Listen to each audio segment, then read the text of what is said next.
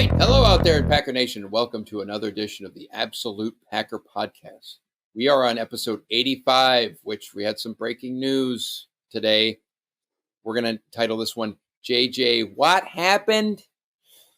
So, unfortunately, we did not get JJ Watt, much to the consternation of myself and other Packer faithful, but we'll get into that.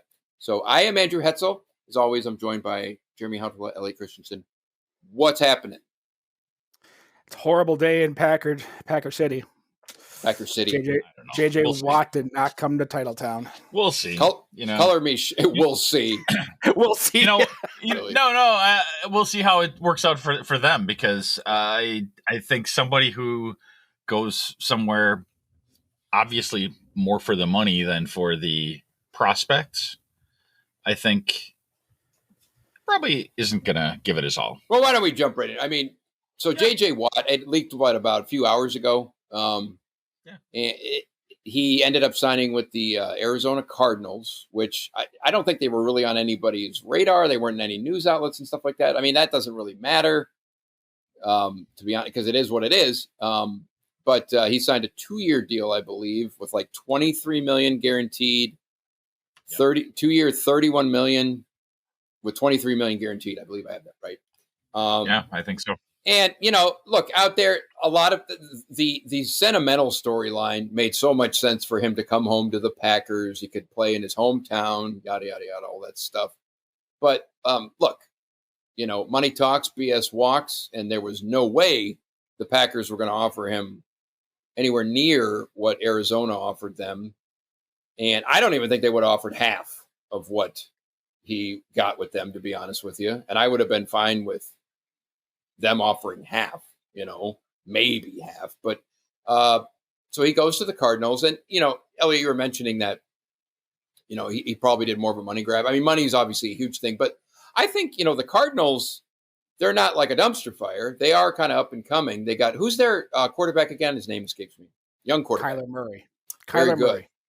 And he also reunited with DeAndre Hopkins, which and Vance Joseph, who was his defensive coordinator while he was in Houston. So, the connection. There's connection. There you go. So they're not terrible, but they're in a tough division. Yep, yes. No doubt. I just don't see them. I mean, they might win the division 1 out of the next 4 years, but is he still? Is he going to? I don't know. I'm not bullish on it. They're just going to beat the heck out of each other. Yeah. I don't think we're ever going to see a real good team come out of there. You're going to have a bunch of decent teams, but they're just going to beat the heck out of each other. Yeah, and then by the time they get there, they're going to be the best team's going to be 10-6. I was going to say whatever makes the playoffs is going to be absolutely. They're going to be ravaged. The teams just from beating up on each other. But would it have been a great story if he came home to the Packers? Sure. And we could have used him, but let's also step back and take a look. I mean, look, he's going to his 10th year, I believe. He's in his 9th year or something like that, but he's had a lot of injuries, some significant ones. Now he's only 31. It's not like he's like 36 or 37, but he's got a lot of mileage. And again, that money component, if the Packers wanted to entertain anything serious with him, they weren't going to give anywhere near what he got with the Cardinals. So that basically makes all this stuff a moot point. He would have he would have definitely helped our defense, because Lord knows on our defensive line, we got Kenny Clark and a bunch of guys named Dave, as I like to say. I mean, there's not much left. So we could have definitely used him. And did he come from a 3-4 or 4-3? 3-4. 3-4. Okay. I mean, majority of the time when he was in Houston, he played 3-4. Okay. And I mean, he's about 6'2". Even in this days, oh, nice. Ooh, good one. See, I got that. I got that. What you're saying is that J.J. Watt was a small person. Yeah. I don't know. No, he's a big man. He's like 6'6", God knows what. Yeah, he's tall. He showed us on Twitter. He showed a picture of him next to, I presume, the owner of the Cardinals, and he said it's nice when the owner of the team is a pilot. He's like standing and towering over the other guy. Yeah. Anyway. So, I think he would have helped de facto just because we need some bodies on the defensive line for sure. But again, the chances of him coming were slim to none to begin with. So now I will say I was a bit surprised with how much money he got. I wasn't surprised by a 2-year deal, and Jeremy mentioned it's basically a 1-year deal when you really look at it. But I mean, it's also a big gamble. I guess you can give Arizona some credit for going out there and doing that. But still, that's a ton of money for a guy that. Okay, you know what? 5 years ago would have been completely different, but 5 years is a lifetime in the NFL. When you say it, when you reframe it like that, it's a 2 or 1 year deal. And then we look at the Russell Wilson situation. I might be. Maybe I have this all backwards, and you know what? Maybe they are going for broke because they see that window and. They're like, you know what? We can own this division for they have Kyler Murray too, and he's a young, up and coming. I mean, he looks great. From what I've seen. And now you throw J.J. Watt. They have bookends and Chandler Jones and J.J. Watt, who have had 20+ sack seasons in their careers. Yeah, think about that. That's pretty scary. And they got DeAndre Hopkins, the wide receiver, who is in the Texans too. And I mean, him and Devontae Adams are kind of 1 and 1A, so he's no slouch. Obviously, he's great. Right. Well, you got a young ascending Kyler Murray thrown to him. I mean, they're going to be, But the name of the game these days is to make the opposing quarterback as uncomfortable as possible. They're going to be able to do that. That's what makes them very, very scary. Kyler, like you said, is a very up and coming young guy. He can run with the best of them.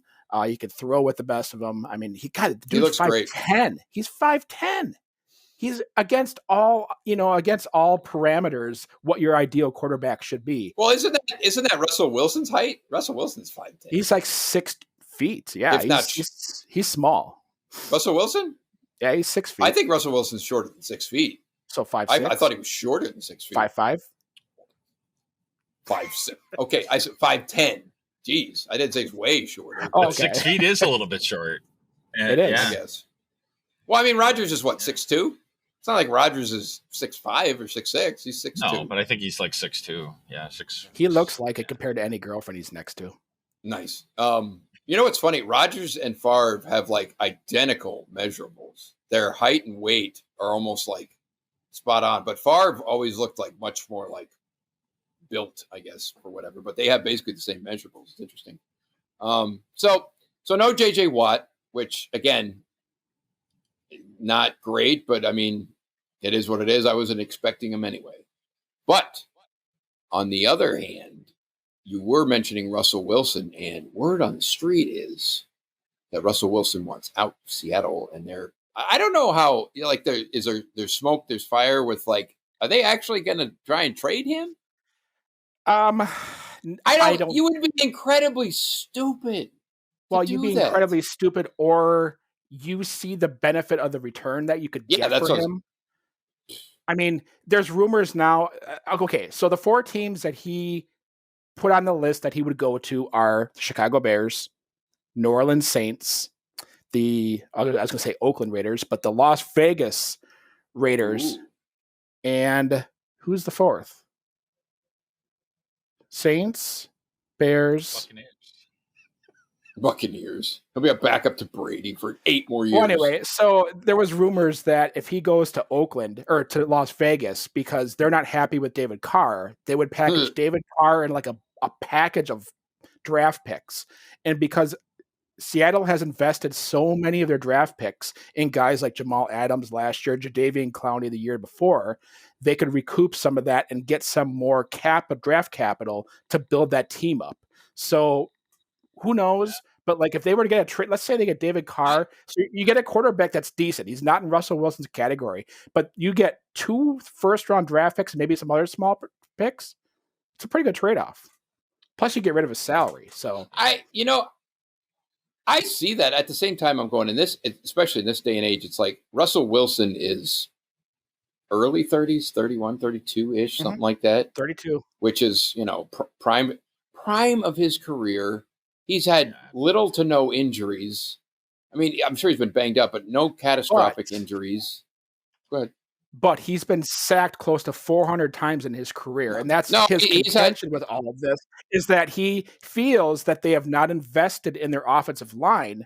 But then he's right Elliott's in a way, previous point, he's right in a way. But then to Elliott's point, you don't take the largest contract in NFL history and expect your team to build up around you. Just like us, we have Aaron Rodgers, and we can't build up around it because our salary cap is tied to Aaron Rodgers by 20% of our cap figure. So to Elliott's point, I think it's a great point that if you want the offensive line and you want a team around you, you can't expect the house in return. No, I hear you. I mean, that's the delicate balancing act with the cap and all that. That supposedly levels the playing field. I mean, it rewards the people who draft very well, obviously.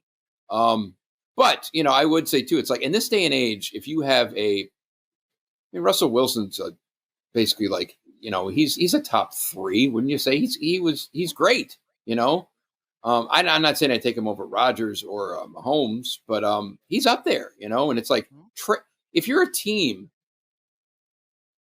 and trading him in his prime, man, I get the haul you could get. I do, but it's like, it just seems so insane to do that. But hell, I don't know. Yeah, it would seem insane. I mean, this is not the same situation that Houston's going through. With Deshaun Watson, he wanted to be involved in the hiring of the head coach, and he wanted to be involved with the hiring of the general manager. Well, that's it. It's like that organization is a clown show.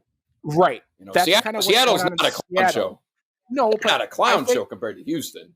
No, but what Russell Wilson was irritated about this offseason was the fact that they got rid of their offensive coordinator in Schottenheimer. They brought in Shane Waldron from the Rams, and he wasn't involved in the process of vetting for that person. And he wants to be, at the table when it comes to so he's a diva. He's a diva. You know what? I want a guy that wants to put his foot forward and say, hey, I want to have a say in this team. Because when you're the quarterback, you are you are the leader. You are the franchise. So you know who you'd love, Jeremy? You'd love a guy named Brett Favre. I loved him in '96. I'm sorry, go ahead. No, I don't know. I'm being facetious. Obviously, I know what you're saying. It's like I said, it's kind of like I can see both sides. I mean, Elliott mentioned the guy takes up a ton of cap room. It's hard to maneuver around that, to build around him. But at the same time, you do want do I want Aaron Rodgers involved in big decision-making things within the franchise around personnel and coaching? I want him involved, but I don't want him like calling the shots. You know what I mean? It's like, I want your input and all that. It's like, no. Am I going to bend the knee to Aaron Rodgers on an off? No. That's not what I mean as far as having a say. They just want to have the ideas kind of knocked off of them so that they can have their. So basically what you're getting at is he wasn't involved at all. They just did it and didn't even ask him. And he's like, Yep. Okay. That's fair. Now, so a rumor is he wants to go to the Bears. I'll tell you what. I don't want him in my division. I don't like Russell Wilson because he's really good.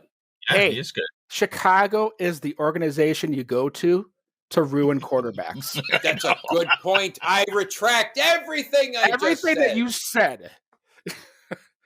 Everything I said, I take back. We have. Oh no. No,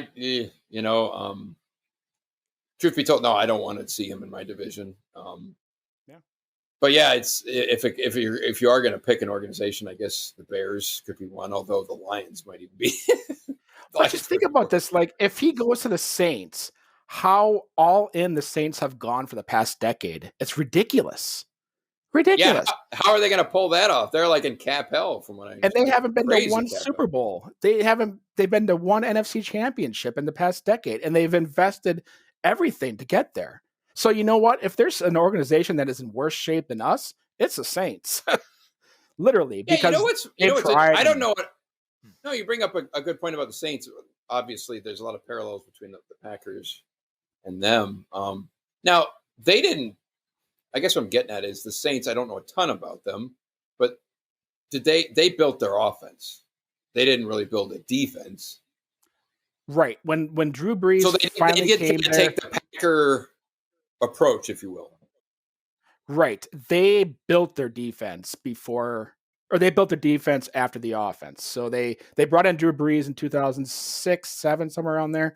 And then they just kind of, when he came there, they were not much of an organization. And then obviously 2009, they won the Super Bowl. But they were all offense then. Now past 5 years, they've got a pretty decent defense there. So did Brees retire officially? No, I don't know if you've seen his agent is posting him working out, basically pulling sleds and pushing sleds and stuff like that. Throwing a Nerf football 10 yards. Well, okay, so guy can't throw a football more than 10 yards. Right, and this is the background. So he decreased his salary this year. He's only going to make $1 million, okay? Would Drew Brees come back and play for $1 million? No, he's not going to come from 20 to 1 million. So is there any chance Drew Brees comes back? No, because no. How could he? Because doesn't he already have an offer higher than that to go be a broadcaster? That's what I've heard as well. Yeah. I mean, like if I have a choice between winning every week. Look at this. I like that. I like that. Right. I mean, look at Tony Romo. He's on cloud 9, man. It's like I come in, I win every week. Didn't Tony Romo make like $10 million a year being a freaking broadcaster? Yeah, it's something. It's ridiculous. I don't know they started at that, but I mean, they certainly had to up his contract quickly. No, he's good. Yeah. I like Romo. Yeah. I don't have anything against Romo. I don't really have anything against any of these. I mean, what's funny is I think I told you guys before. It's like when you talk about like, oh no, we have Joe Buck and this guy this week on Fox. I'm like, I don't care who you put up there. I turn the volume down so I can barely hear it. And if you're getting distracted by who's calling a Packer game, you're not a Packer fan. Well, okay, the nice luxury I have. I'm being facetious in a way, but to me, it does not matter. It doesn't matter I agree. who calls it. I could tune that out so easy. And the nice luxury that I have is I'm less than a mile away from the stadium. So when the weather is nice, I open the window in the front door. I don't hear the TV at all. I hear the fans. I hear the fireworks. I hear and that's the fireworks like 20 seconds early. Well, yeah, when they score, I hear them. I'm like, frick. So then I'm really watching. I'm like, okay, here comes a touchdown. It's like, dang it. You know what's funny? So then I'm stuck between a pickle because do I turn the volume all the way up so I don't hear the fireworks, or do I turn the volume down because I don't want to listen to the broadcasters? But then I'm going to get a warning that they're going to score. Oh, yeah. You know what's funny? As you were saying that, I was thinking about that this past weekend. My daughter and I, she goes, I want to watch the Hunger Games.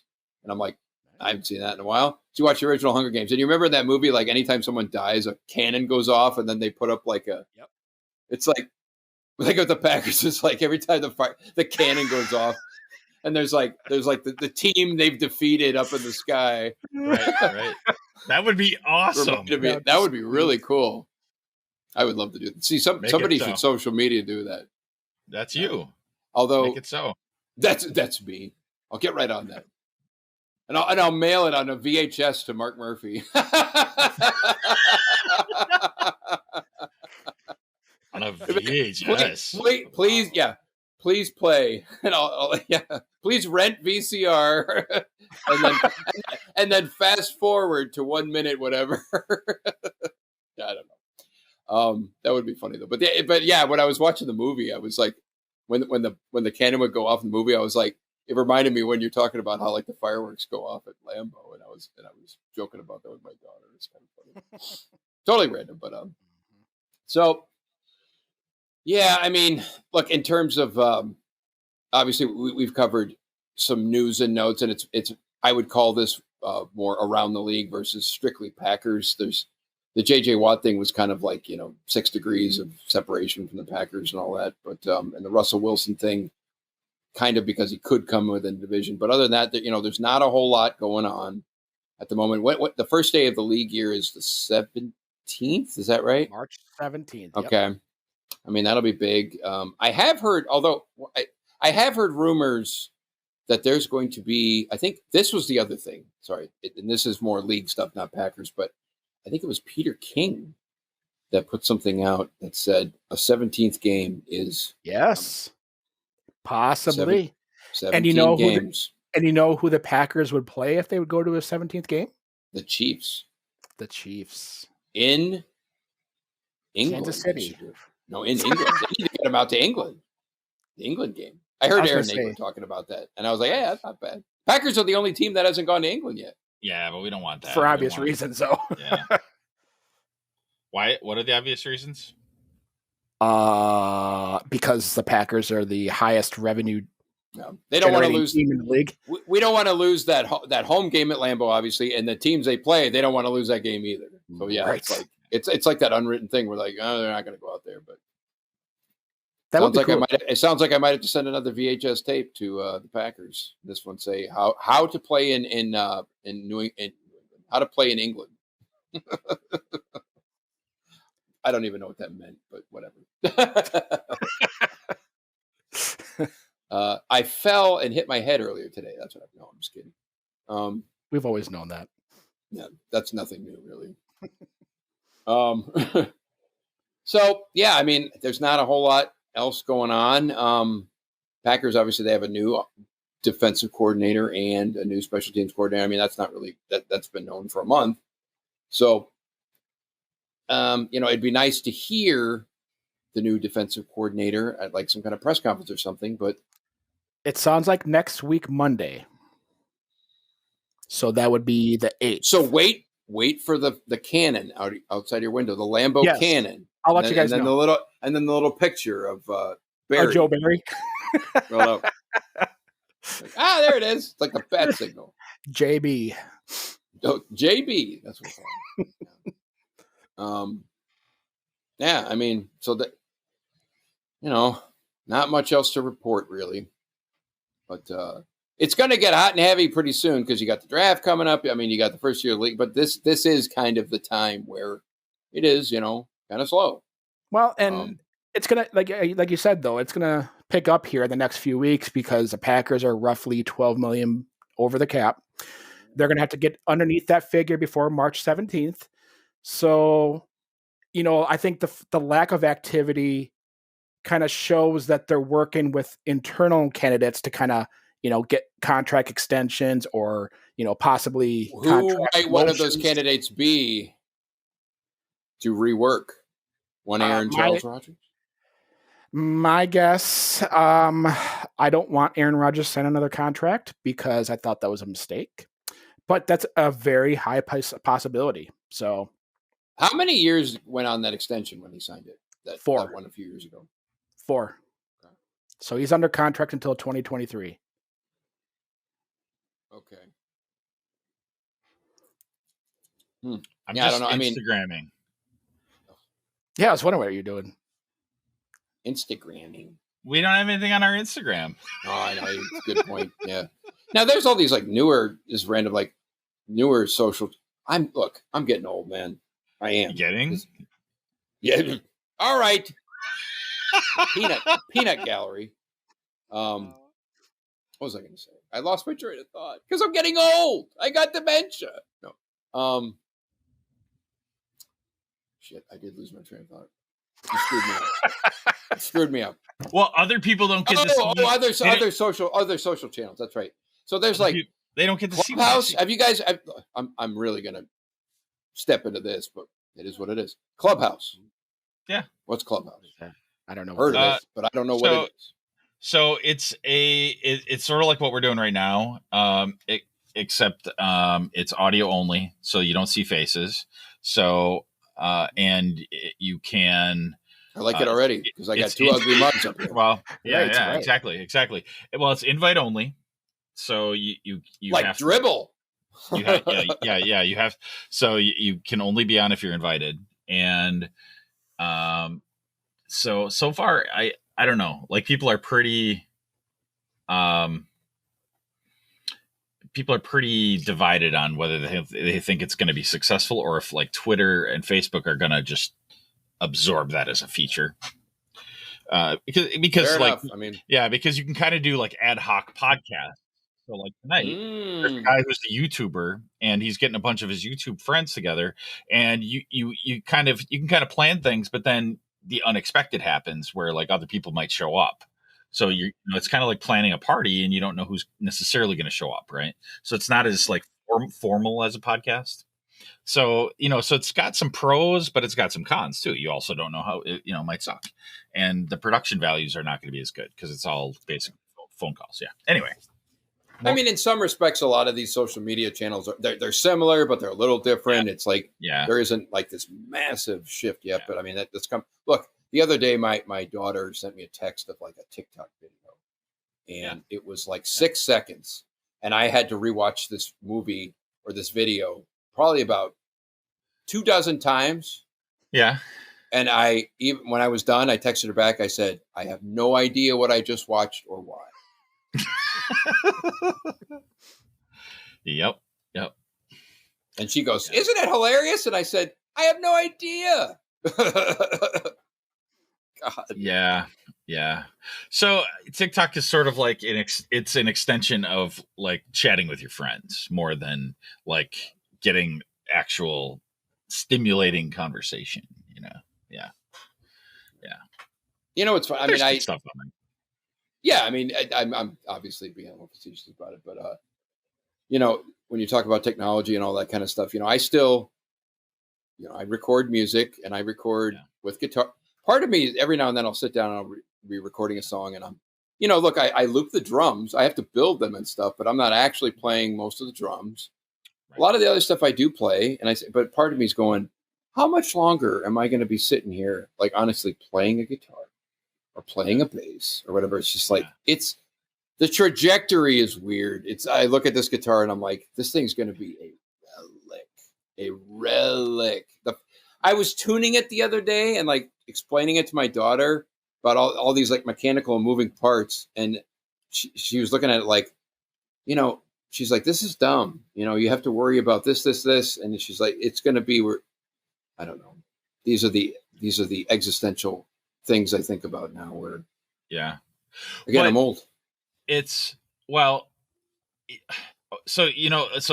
concept of tuning the concept of tuning a guitar to like the younger generation is like, what are you doing? Right. What a waste of time. But okay, so but to bring it back kind of to Packers though, right? So like there is an experience that you miss out on when things are, so do I get more information watching the game on TV and having my laptop out? Yes. I get more information than I do going to the game. Would I ever pass up going to the game for that experience though? No. So there's something to be said for a live experience. No, you make a very good, yes. So no doubt. You know what? I love technology more than most people. But I love that I love this sort of thing. I love that it can bring people together. So I hear you. It's got a place. That's a good analogy. It's got a place. And that's why this past season, man, it killed me. Not being able to go Lambeau Field killed me. Like, I'm glad we got to watch the games, but man, I'm so looking forward to next year. I don't care if we go 0-16. I am looking forward to next year. Well, it's a very real possibility we go 0-16 because we didn't get JJ Watt. You don't care if we go 0-16? You just want to be able to go to the game? No. I'm getting to Elliot's point. All right. Okay, so I'm changing the subject. No, I will paint the scenario. He's like, what's that over there? Devil's bargain, right? You get to go to all the games, but the Packers will be 0-16. Oh my God! Now, okay, as a caveat, it's like if you happen to watch, but they lose every game by 1 point. Part of me is like, they're in every game till the last second, and then Crosby misses the field goal. That is just brutal. Jeremy, this guy is a sadist. He's a sadist, psychopath. We just got off of losing the NFC Championship at Lambeau, and he wants to go down the road and lose every game by 1 point next year. But I get to be there with my people. God! It's funny. I went on a walk with my mom the other day on like the Fox River Trail, and we were talking. Somehow we got out of the Packers, and I brought up the NFC Championship, and man, I went from like I was feeling really good. I went from like 0 to 100 in like rage and explaining that game, just going over it. And I was just and then I was like, it's going to go down. And I kind of like at the end, I've let out a whimper and I was like, that's going to go down as like one of the top 5 losses in the history of it. At the time, I never would have thought. I was like, this is kind of another loss. It's not good. But as I look back on that, I'm like, that was a freaking soul-crushing, terrible loss. That shouldn't have happened.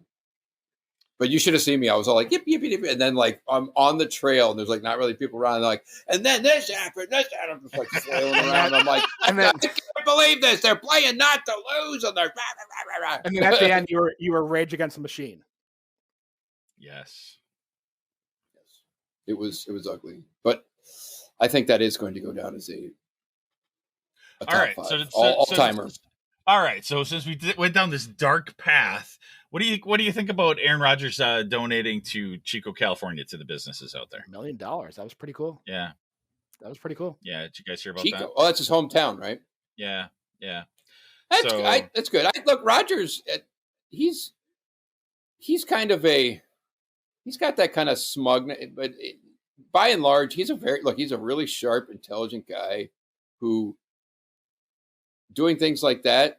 It's good stuff. I mean, it's really hard to like fault him for doing things like that. I don't see unless I'm wrong, and maybe I am, but it's like, how many other NFL players are doing that kind of stuff?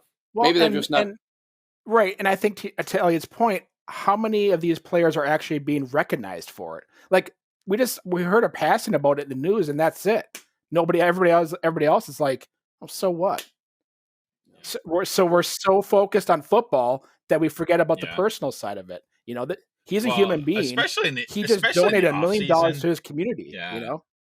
Yeah. Mm-hmm. And I think that there's something about that. Like, so do you think he did it in the offseason to get more press or less press, or you think that didn't factor in? He was just I think it's probably a combination. I think he probably did it kind of out of the goodness of his own heart, but a little pub isn't going to hurt. Guarantee you. Yeah. But in a way, I kind of feel like he is going to get less press.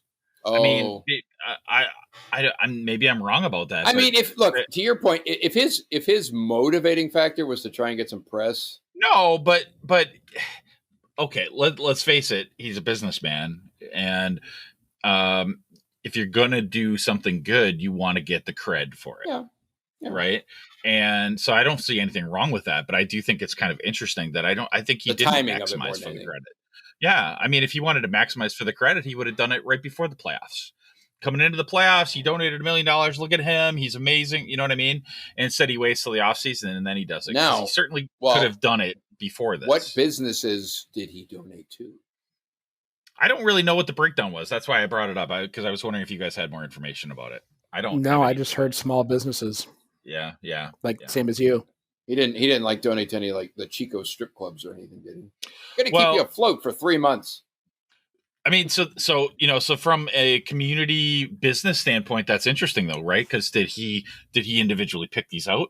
Does he have some people that are doing this for him? Did he go to like the Chamber of Commerce, and then like our local Chamber of Commerce, they pick winners and losers that only people Chico is a pretty small town, is it not? It's like Appleton size. Yeah, I don't think it's super small. Yeah. I mean, it's small in the scheme of things. If it's smaller than is it? I was thinking it was as big as Green Bay, but that's still small too. That could be, yeah. California.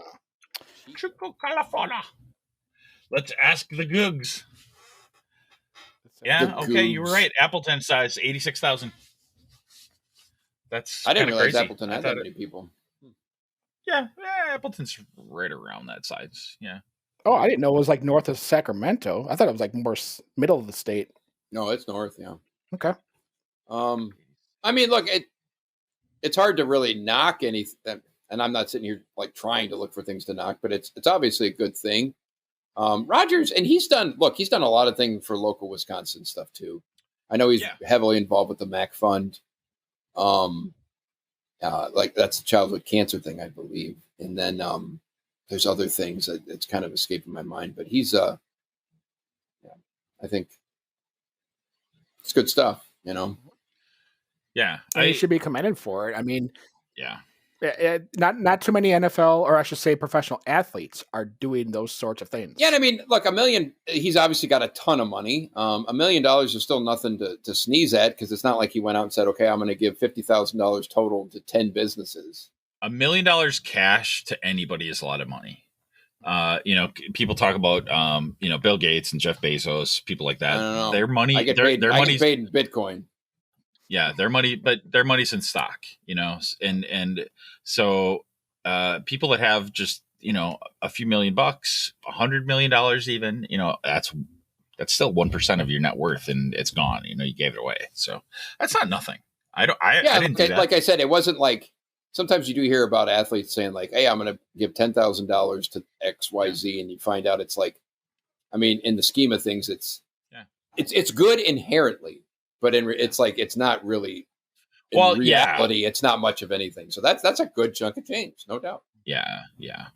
And I mean, we need that, and we need people to step up. So I'm really glad. I mean, I'm right there with everybody else, giving him flack for being kind of, having, an air of arrogance to him. But that's awesome. What else? There's nothing negative about that that I know of. Right. I think what's interesting about Rodgers, when you think about like him being the face of the Packers, which he is, you really couldn't think of a better guy. I mean, look, is he's good, and he knows it. That is kind of his the air of smugness, but he's slick. I mean, he's great. He's savvy. He's smart. All these kinds of things. That's the downside of hiring a smart guy. Right. He's smarter than he's leading everybody else on to believe. Yeah, yes. No doubt. I think there's something to that too. But to be the head of the most historic professional sports franchise, you really couldn't ask for a better guy. Yeah. So what we're saying, Aaron, is we could use $1 million to help keep our podcast afloat for 3 more months. Why $1 million for 3 months? Well, we have many expenses that no, I'm just kidding. No, but since you are talking directly to Aaron, you could ask him. You could ask him if he could invite some of his friends to guest. That would be good enough. Yes, he doesn't even have to do it. Yes. But we'd like to get his fiance on, and we're not going to. No, we'd like to get your fiance on, and we do not. We're not going to show any questions. No questions ahead of time. No. That is non-negotiable. Off the cuff. I'm thinking players. Yeah, coaches. My first question would be like, "Who are you? Never heard of you." Yeah, nothing against her. I don't really exactly. It's like I have no idea who she is, but which is probably for the best. She's a professional. Well, she's apparently the other day famous. I heard that like Jodie Foster is like a huge Packer fan, and she's like buddies with Aaron Rodgers. Where the heck did that come from? Yeah, and at some award ceremony, she thanked him, and he thanked her. Oh, really? Really? Okay. Like at the MVP thing, he threw her name out. Like, what is this all about? Oh, so that's where that stemmed from. I think so. But yeah, apparently I read somewhere that like Jodie Foster is she's a huge Packers fan. Who isn't? Yeah, exactly. I mean, let's be real. Let's be real. The best team in America. TJ Watt isn't dead. He secretly is. He's trying to sabotage the West rides Coast. Bikes here, dude. I mean, he's one of us. He rides bikes here. Yes. Yeah, but okay, you know what? Don't you remember 2 years ago when the Texans came here and inter-squatted with us? He rode bikes with the kids, and he broke a bike. Oh, do you remember that? You know what? He I broke might have been that in the coma. bike. Oh, yeah, it could have been. Yeah, he was riding one of the bikes that the kids gave him, and he literally broke it in half. But his tweet 9 hours ago says, "I don't own a bike. Period. Stop." Because he just borrows it and he breaks it. That's hilarious. I don't know. Such a guy. Can I borrow your bike? Oh, there you go. Thanks. Nice. No, but he did. When he broke that bike, he actually gave that the parents or the kid money or bought a new bike for him or whatever. So it's not like he just said, he wrote him a check and he wrote him a check and it bounced. It bounced. It's like, JJ, you wrote me a check for $200 and it bounced. What? So now we know why he went to Arizona. Okay. Yeah, really. It's that bike fund, the broken bike fund. Good Lord. Oh, you guys. Well, I mean, that's I got. That's all I got, folks. But good stuff. There's still lots of topics. There always are, It's the beauty of it. Yeah. There's going to be more coming up here in the next 2 weeks. Going to get hot and heavy. So I have some things that I want to talk to you guys about to do for next week. But we can do that off the air. So a little secret for all three of our listeners. Alrighty. Ooh, a teaser. Elliot throwing the tease out there. Yeah, absolutely. Yeah. And I don't know did you guys watch the video last time? I put our ways to contact us in the video. Yes. So yes. Nicely done. That's always really good. Nice. That is an awesome way to do it. Yeah. Yeah. Well, it's a way. Any way works, my friend. Yeah. So that's what I'm going to try to do again. So, I got nothing else left either. So, wrap it up. Go Pack Go. Go Pack Go.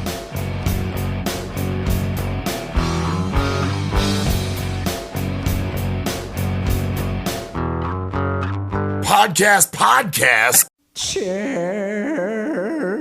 I know, right?